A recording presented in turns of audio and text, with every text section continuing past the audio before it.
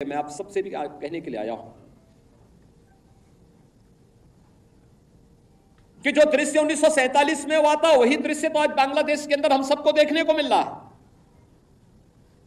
1.5 करोड़ हिंदू किस तरीके से बांग्लादेश के अंदर आज चिल्ला चिल्ला करके अपने आप को, अपनी अस्मिता को बचाने के लिए गुहार लगा रहे हैं और दुनिया के मुंह सिले हुए कथित सेकुलरिस्ट भारत के अंदर भी इनके मुंह सिले में एक भी शब्द इनका नहीं निकल रहा है,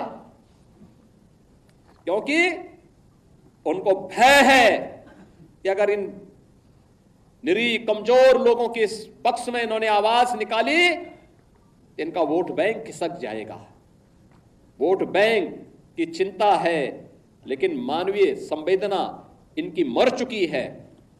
मानवता के रक्षा के लिए इनके मुंह से एक भी शब्द नहीं निकलने वाला है, नहीं निकलेगा, क्योंकि इन्होंने आजादी के बाद लगातार उसी प्रकार की राजनीति को प्रेरित और प्रोत्साहित किया, उसको लेकर के आगे बढ़ते रहे।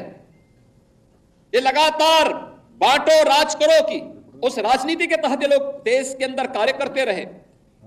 अंग्रेजों से सत्ता इन्होंने उस समय प्राप्त की, ये वास्तव में भारत की सत्ता का नेतृत्व नहीं कर रहे थे, बल्कि अंग्रेजों के ही, ब्रिटिशर के ही मानस पुत्रों के रूप में इन्होंने भारत की सत्ता को उस रूप में संचालन करना शुरू किया जैसे ब्रिटिशर इस देश के अंदर कर रहे थे। और आज उसी का दुष्परिणाम यह देश लगातार चुकाया है, अखंड हिंदुस्तान चुकाया है। लेकिन हमारा संकल्प है, महर्षि अरविंद ने जो 1947 के पहले घोषणा की थी,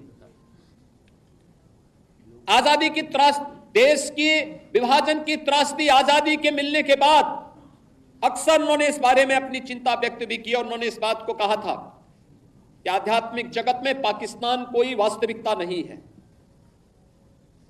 या तो उसका भारत में विलय होगा या पाकिस्तान इतिहास से समाप्त होगा, हमेशा के लिए समाप्त होगा। याद करिए, 16वीं सदी तक भारत का वैभव दुनिया के अंदर अग्रणी था। अगर दुनिया की जीडीपी की आप बात करते हैं तो दुनिया की अर्थव्यवस्था का आधा भाग का नेतृत्व अकेले हिंदुस्तान करता था 16वीं सदी तक। इतना समृद्ध भारत था, और यह तब था जब कई सौ वर्षों तक लगातार विदेशी आक्रांताओं के आक्रमण को यह झेल रहा था। और लगातार फिर किस स्थिति में यह पहुंच गया था, आपने अभी वो दृश्य देखा है फोटोग्राफ के माध्यम से। इस जो यहां पे अभी सूचना विभाग ने त्रासदी के कुछ दृश्य आपके सामने प्रस्तुत किए। 15 अगस्त 1947 से एक दिन पूर्व 14 अगस्त 1947 को जब विभाजन की त्रासदी हो रही थी, और 15 अगस्त को जब देश के अंदर तत्कालीन प्रधानमंत्री पंडित जवाहरलाल नेहरू के द्वारा भारत के तिरंगे को पहरा करके कांग्रेस के नेताओं के द्वारा देश के अंदर आजादी के जश्न को मनाने का कार्य किया जा रहा था, तब लाखों लोग अपनी मातृभूमि को छोड़ने के लिए, अपने परिवारों को छोड़ने के लिए मजबूर हो रहे थे। किस प्रकार की यातनाएं उन पे पड़ रही थी, किस प्रकार का दृश्य था, किस प्रकार के मानवीय अत्याचार हो रहे थे, ये किसी से छुपा हुआ नहीं। और ये दृश्य बहुत कुछ है, चित्र बहुत कुछ बोल देते हैं। यानी दुनिया का सबसे समृद्धतम देश 1947 तक आते आते एक दलित देश में बदल गया था। और वह दृश्य भी आपने देखा, वह दृश्य भी आपने देखा है। ये क्यों हुआ? क्या ये सच नहीं कि हमारी कुछ कमजोरियों ने आक्रांताओं को देश के अंदर आक्रमण करने के लिए एक स्पेस दिया, और जो गलतियां इतिहास के उन काले अध्यायों में हम सबके सामने कैद है, क्या वही गलतियां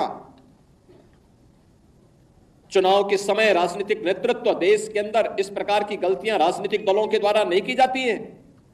ये जाति के नाम पर विभाजन की त्रासदी तक पहुंचाने की एक कथा वही है जो पहले जातीयता के नाम पर होता था, जातिवाद के नाम पर होता था, आज वही कार्य, वही कृत्य, वही कारनामे राजनीतिक दलों के स्तर पर जातीयता का नग्न तांडव करके फिर उसी विभाजन की ओर ले जाने की कुत्सित चेष्टा की जा रही है। परिणाम क्या है? परिणाम आप सबके सामने फिर वही है। परिणाम फिर आपके सामने वही है। तिथि बदली है, लेकिन चेहरे बदले होंगे,